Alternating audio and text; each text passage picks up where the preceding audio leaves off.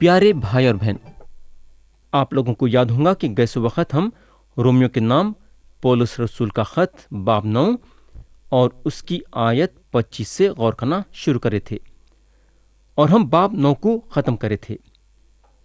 उसके बाद हम बाब 10 उठाए थे और उसके पहले 5 आयतों पे गौर करे थे। आज से हम आयत 6 से गौर करना शुरू करेंगे और पढ़ेंगे आयत 6।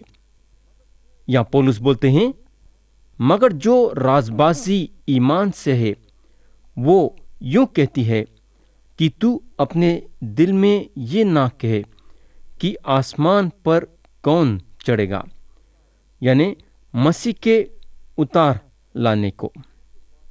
प्यारे भाई और बहन, ये जो बात पौलुस लिए हैं वो इस्तिस्ना की किताब बाब 30 और उसकी आयत 11 से 14 से लिए हैं। आयत 7 में लिखा हुआ है, या गहराओं में कौन उतरेगा, यानी मसीह को मुर्दों में से जिलाकर ऊपर लाने को। मेरे भाई, आपको नजात हासिल करने के लिए किधर भी जाने की जरूरत नहीं है। आयत 8 में पौलुस बोलते हैं, बल्कि क्या कहती है ये कि कलाम तेरे नजदीक है, बल्कि तेरे मुंह और तेरे दिल में है। ये वही ईमान का कलाम है जिसकी हम मनादी करते हैं। तो प्यारे भाई और बहन, आप जहां बैठे हैं वहां नजात आपके लिए तैयार है। कई लोग ये सोचते हैं कि नजात पाने के लिए उनको दुआ के जमात में शामिल होना पड़ेगा, लेकिन खुदा का कलाम साफ साफ बताता है कि आप जहां भी हैं वहां आपके लिए नजात मौजूद है।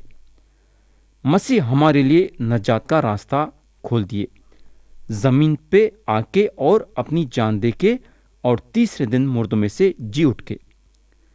खुदा की नजात बिल्कुल हमारे सामने है। हम जहां भी जाएंगे नजात भी हमारे साथ साथ चलती रहेंगी, यानी कि खुदा अपने नजात का दरवाज़ा हमेशा के लिए हमारे लिए खोले रखा है। हमारा काम बस ये है कि हम खुदा के ये नजात के दरवाजे को कबूल करना और उसमें दाखिल हो जाना। तो प्यारे भाई और बहन, क्या आप नजात को कबूल करना चाहेंगे क्या? आयत 9 और 10 में पौलुस बोलते हैं कि अगर तू अपनी ज़बान से यसु के खुदावन होने का इकरार करे और अपने दिल से ईमान लाए कि खुदा ने उसे मुर्दों में से जिलाया तो नजात पाएगा। क्योंकि राजबाजी के लिए ईमान लाना दिल से होता है और नजात के लिए इकरार मुंह से किया जाता है। कई लोगों का यह ख्याल है कि एक ईमान रखने वाला भीड़ में जाके अपने ईमान का इकरार करना कि उन्हें यीशु मसीह पे ईमान लाया है और यीशु मसीह ही खुदावन है। ऐसी बात नहीं है। पौलुस यहाँ हमको ऐसा नहीं बोल रहे। इसका ये मतलब नहीं है कि हम भीड़ में इकरार करना। कई लोग कलीसिया में आगे बढ़ के अपने ईमान का इकरार करें, मगर सच्चा ये है कि वाकई में उनका ईमान यीशु मसीह में नहीं था। पौलुस ऐसा नहीं बोल रहे कि हम भीड़ में इकरार करना।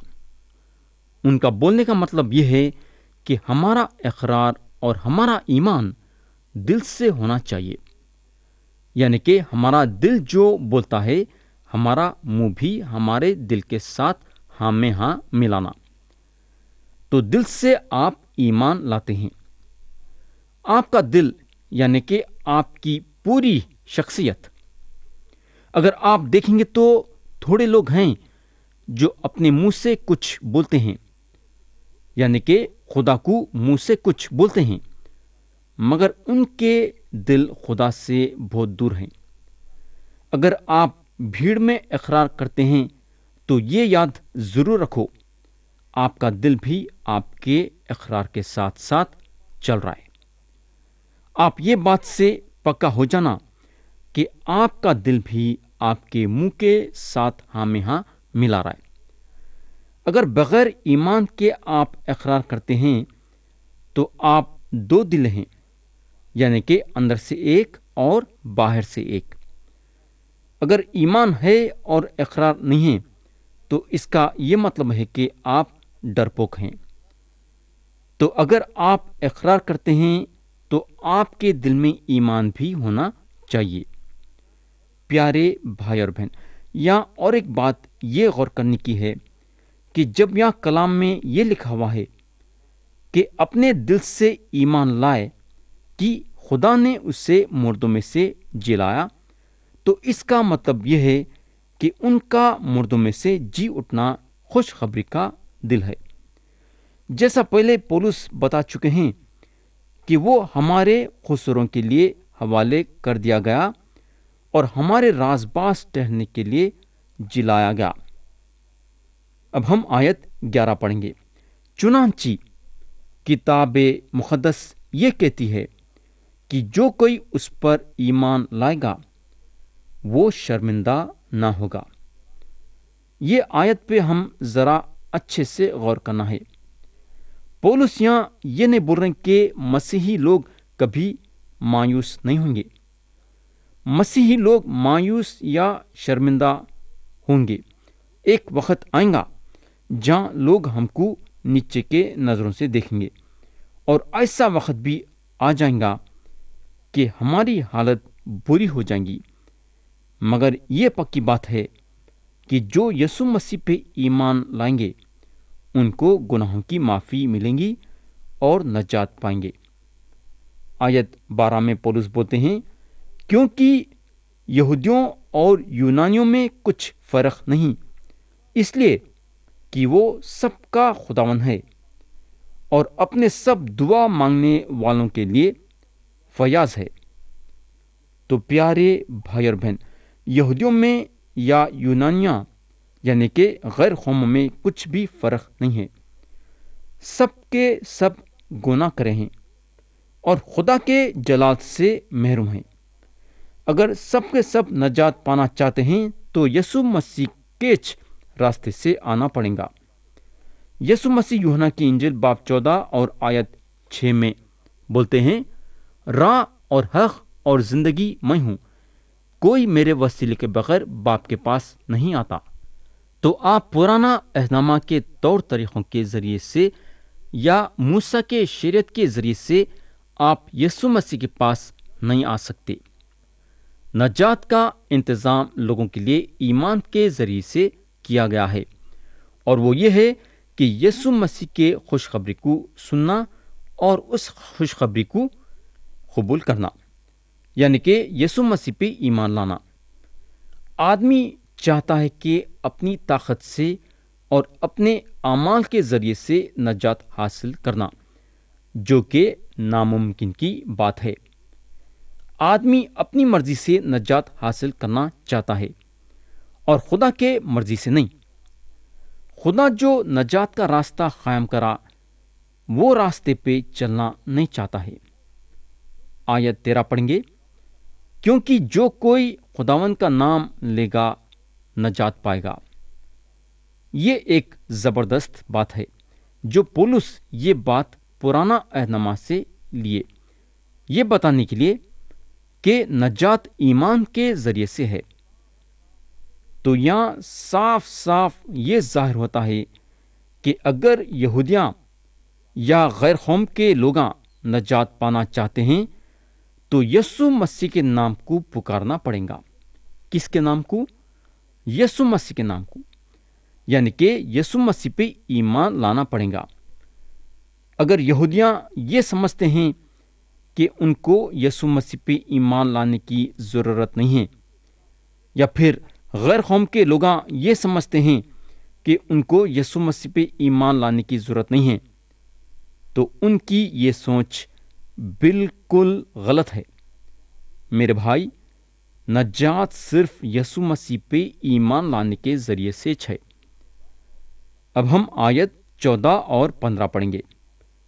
यहाँ पौलुस बोलते हैं, मगर जिस पर वो ईमान नहीं लाए उससे क्यों कर दुआ मांगे, और जिसका जिक्र उन्होंने नहीं सुना उस पर ईमान کیوں کر لائیں اور بغیر منادی کرنے والے کے کیوں کر سنیں، اور جب تک وہ بھیجے نہ جائیں منادی کیوں کر کرے۔ چنانچہ لکھا ہے کہ کیا ہی خوشنما ہیں ان کے قدم جو اچھی چیزوں کی خوشخبری دیتے ہیں۔ تو پیارے بھائی اور بہن، خدا کے یہ بڑے نجات کے پیغام کو ہم دوسروں تک پہنچانا ہے تاکہ ان لوگاں نجات کے پیغام کو قبول کرے۔ ویسا جب تک کہ آپ اپنے رشتہ داروں کے پاس اور دوستوں کے پاس اور اپنے چاہنے والوں کے پاس مسیح کی خوشخبری کو نہیں سنائیں گے یا ان کے پاس خوشخبری نہیں رکھیں گے تو ان لوگاں مسیح پہ کیسا ایمان لا سکتے ہیں؟ پیارے بھائی اور بہن، آپ کے برادری میں یسوع مسیح کی خوشخبری سنانے کے لیے کیا خدا آپ کو بلا رہا ہے کیا؟ ایک شخص کے بارے میں آپ سوچو جو یسوع مسیح کی خوشخبری نہیں سنا ہے اور جس کو آپ سنانا ہے۔ میرے بھائی اور بہن، یہ دنیا میں کئی لوگ ہیں جن کو ہم خوشخبری سنانا ہے۔ اگر ہم یہ فیصلہ کریں ہیں کہ ہم خاموش رہیں گے، ہم کس کو بھی مسیح کے بارے میں نہیں بتائیں گے، تو یاد رکھو ہم کو اس کا حساب مسیح کو دینا پڑے گا۔ ہم بچ نہیں سکتے۔ اگر خدا آپ کو چنا ہے تو چاہتا بھی ہے کہ ہم اس کے خوشخبری کو لوگوں تک پہنچانا۔ تو پیارے بھائی اور بہن، پولس بولتے ہیں جس کا ذکر انہوں نے نہیں سنا اس پر ایمان کیوں کر لائے، اور بغیر منادی کرنے والے کے کیوں کر سنیں، اور جب تک وہ بھیجے نہ جائیں منادی کیوں کر کریں۔ چنانچہ لکھا ہے کہ کیا ہی خوشنما ہیں ان کے قدم جو اچھی چیزوں کی خوشخبری دیتے ہیں۔ پیارے بھائی اور بہن، یہ آیتوں کی تعریف کرنے کے لیے ہم پولس کے مرتبے کو سمجھنا ضروری ہے۔ یہودیاں جو ان کے خود کے لوگ تھے ان سے چڑھتے تھے۔ ایک وقت تھا جب پولس فرسی تھے اور مسیح بھائیوں اور بہنوں کو ستاتے تھے، تو اس وقت پولس کو پسند کرتے تھے، لیکن جب پولس مسیح پہ ایمان لائے اور مسیح کی منادی کرنے لگے تو پولس سے چڑھنے لگے۔ پولس یہاں یہ بتاتے ہیں کہ خوشخبری سنانے کے لیے لوگ ہونا چاہیے جن کو خدا کے طرف سے بلاوا ہے۔ آپ کو یاد ہوگا پولس یہ شرط کو شروع کرتے یہ دعوے کے ساتھ شروع کرے کہ انہوں یسوع مسیح کے رسول ہونے کے حیثیت سے بلائے گئے ہیں، تو پیغام دینے والوں کو بھیجایا جانا چاہیے تاکہ لوگ خوشخبری کو سنیں اور مسیح پہ ایمان لائیں۔ تو پولس یہاں ایمان لانے کے طرف اشارہ کرتے ہیں۔ یہاں ہم کو ایک اور چیز یہ بتائی گئی ہے کہ کیا ہی خوشنما ہیں ان کے قدم جو اچھی چیزوں کی خوشخبری دیتے ہیں۔ اب ہم آیت 16 پڑھیں گے۔ لکھا ہوا ہے، لیکن سب نے اس خوشخبری پر کان نہ دھرا۔ چنانچہ یسایہ کہتے ہیں کہ اے خداوند، ہمارے پیغام کا کس نے یقین کیا ہے؟ تو یہاں پولس کا بولنے کا مطلب یہ ہے کہ خوشخبری تو سنائی گئی مگر لوگ خوشخبری پہ اپنا کان نہیں لگائے، اور کیونکہ خوشخبری پہ کان نہیں لگائے تو خوشخبری ان کے دل میں نہیں اتری، اور کیونکہ خوشخبری ان کے دلوں میں نہیں اتری تو ان لوگاں خوشخبری کا یقین نہیں کرے۔ یسایہ نبی کے زمانے میں بھی یہ حالت تھی۔ خدا بار بار یسایہ نبی کو اپنے لوگوں کے پاس بھیجتا تھا یہ بات سے کہ گناہ سے پلٹو اور خدا کے طرف رجوع ہو، مگر یہودیاں سخت دلوں کے تھے، یسایہ نبی کے باتوں کو نظر انداز کر دیتے تھے۔ خدا سے ان لوگوں کو دلچسپی نہیں تھی۔ خدا کے پیغام کو یسایہ نبی کے ذریعے سے ایک کان سے سنتے تھے اور دوسرے کان سے نکال دیتے تھے۔ آج اگر ہم دیکھیں گے تو حالت بدلی نہیں ہے۔ کئی لوگ مسیح کے خوشخبری کو سن رہے ہیں، مگر ایک کان سے سن رہے ہیں اور دوسرے کان سے نکال دے رہے ہیں۔ بڑی افسوس کی بات ہے۔ جو خدا لوگوں کو نجات دینا چاہتا ہے وہ خدا کے پیغام کا یقین کرنا نہیں چاہتے۔ یسوع مسیح پہ ایمان لا کے گناہوں کی معافی حاصل کر کے خدا کے ساتھ ذاتی طور سے رشتہ قائم کرنا نہیں چاہتے ہیں۔ آیت 17 پڑھیں گے، یہاں لکھا ہوا ہے، پس ایمان سننے سے پیدا ہوتا ہے اور سننا مسیح کے کلام سے۔ پیارے بھائی اور بہن، یہ کتنا ضروری ہے کہ ایمان جو ہے فلسفہ سنانے کے ذریعے سے یا سیاسی باتیں سنانے کے ذریعے سے پیدا نہیں ہوتا ہے، بلکہ خدا کے کلام کو سننے کے ذریعے سے پیدا ہوتا ہے۔ اور جب تک کہ آپ خدا کا کلام نہیں سنیں گے، آپ یسوع مسیح پہ ایمان نہیں لا سکتے۔ آپ لوگوں کو کورنیلیس جو پلٹن کا سردار تھا، شاید یاد ہوگا اس کے بارے میں۔ خدا سے انہیں دعا کرتا تھا، خیرات دیتا تھا، اچھے اچھے کام کرتا تھا، مگر صرف وہ حد تک ہی تھا، یعنی کہ اچھے کام، مگر پھر بھی اس کا ایمان یسوع مسیح میں نہیں تھا، یعنی کہ اچھے کام کرتے ہوئے بھی انہیں یسوع مسیح سے دور تھا اور یسوع مسیح کو جانتا نہیں تھا اور یسوع مسیح پہ اس کا ایمان نہیں تھا۔ صوبیدار کو مسیح کا کلام سننے کی ضرورت تھی۔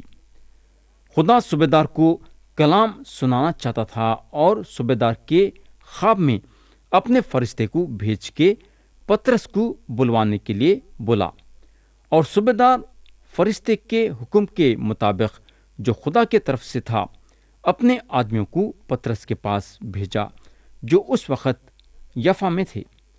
پترس صوبیدار کے گھر کو آئے اور یسوع مسیح کی خوشخبری سنائے، اور کلام بتاتا ہے کہ صوبیدار اور اس کا سارا گھرانہ اور جتنے لوگ اس وقت وہ گھر میں بیٹھے تھے سب کے سب یسوع مسیح پہ ایمان لائے۔ تو خدا کا کلام صاف صاف بتاتا ہے کہ ایمان سننے سے پیدا ہوتا ہے اور سننا مسیح کے کلام سے۔ اب ہم آیت 18 پڑھیں گے، لیکن میں کہتا ہوں کیا انہوں نے نہیں سنا؟ بے شک سنا، چنانچہ لکھا ہے کہ ان کی آواز تمام روئے زمین پر اور ان کی باتیں دنیا کی حد تک پہنچی۔ آیت 19 میں پولس بولتے ہیں، پھر میں کہتا ہوں کیا اسرائیل واقف نہ تھا؟ اول تو موسیٰ کہتا ہے کہ میں ان سے تم کو غیرت دلاؤں گا جو قوم ہی نہیں، ایک نادان قوم سے تم کو غصہ دلاؤں گا۔ پولس یہ بات استثنا کی کتاب باب 32 اور اس کی آیت 21 سے بات کر رہی۔ آج خدا وہ لوگوں کو بلا رہا ہے جو غیر قوم میں ہیں، یعنی کہ غیر قوم سے ہیں۔ آیت 20 میں لکھا ہوا ہے، پھر یشعیاہ بڑا دلیر ہو کر یہ کہتا ہے کہ جنہوں نے مجھے نہیں ڈھونڈا انہوں نے مجھے پا لیا، جنہوں نے مجھ سے نہیں پوچھا ان پر میں ظاہر ہوگا۔ پولس رسول یہ بات یسایہ نبی کی کتاب باب 65 اور آیت 1 سے اٹھاتے ہیں۔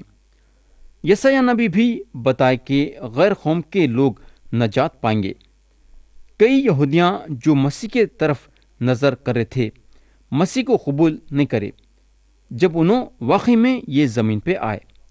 خدا اپنے نجات کا تحفہ غیر قوم کے طرف بڑھایا، اور کئی غیر قوم کے لوگاں جو مسیح کو نہیں جانتے تھے مسیح ان لوگوں کو مل گئے اور ان لوگاں مسیح پہ ایمان لائے، جس میں آپ اور میں بھی شامل ہیں۔ تو خدا اپنے محبت میں غیر قوموں کی طرف اپنے نجات کا ہاتھ بڑھایا اور غیر قوم والے مسیح کو قبول کرے۔ آیت 21 پڑھیں گے، لکھا ہوا ہے، لیکن اسرائیل کے حق میں یوں کہتا ہے کہ میں دن بھر ایک نافرمان اور حجتی امت کی طرف اپنے ہاتھ بڑھائے رہا۔ پیارے بھائی بہن، کیا آپ رک کے تھوڑی دیر کے لیے یہ بات سوچے ہیں کیا کہ کئی دیر تک ہاتھوں کو اٹھا رکھنا کتنی تھکاوٹ کی بات ہے؟ کبھی آپ یہ کر کے دیکھیے، آپ کتنی دیر تک اپنے ہاتھ اٹھا کے رکھ سکتے ہیں؟ کر کے دیکھیے۔ جب موسیٰ دعا میں اپنے ہاتھ اٹھائے رکھے تھے تاکہ اسرائیلیاں جنگ جیتے ویسا، تو ہارون اور ہر ان کے ہاتھوں کو پکڑ کے رکھنا پڑا، کیونکہ موسیٰ کے ہاتھ تھک گئے تھے اور ہاتھاں اٹھا کے رکھنا ان کے برداشت کے باہر تھا۔ مگر یہاں خدا بولتا ہے، میں دن بھر ایک نافرمان اور حجتی امت کی طرف اپنے ہاتھ بڑھائے رہا۔ میرے بھائی، آپ سوچ سکتے کہ خدا اپنے ہاتھ اسرائیلیوں کے طرف بڑھا کے رکھا، یا یہ لکھا ہوا نہیں ہے کہ کتنی دیر، مگر آج تک خدا جو ہے وہ گمراہ لوگوں کی طرف اپنے ہاتھ بڑھائے رکھ رہا ہے تاکہ لوگ اس کے پاس آئے ویسا۔ تو پیارے بھائی اور بہن، یہاں ختم ہوا باب 10، اور آتے سے وقت ہم باب 11 سے غور کرنا شروع کریں گے۔ خدا ہم سب کو آج کے کلام کے ذریعے سے برکت دے، یسوع مسیح کے پیارے اور بلند نام میں آمین۔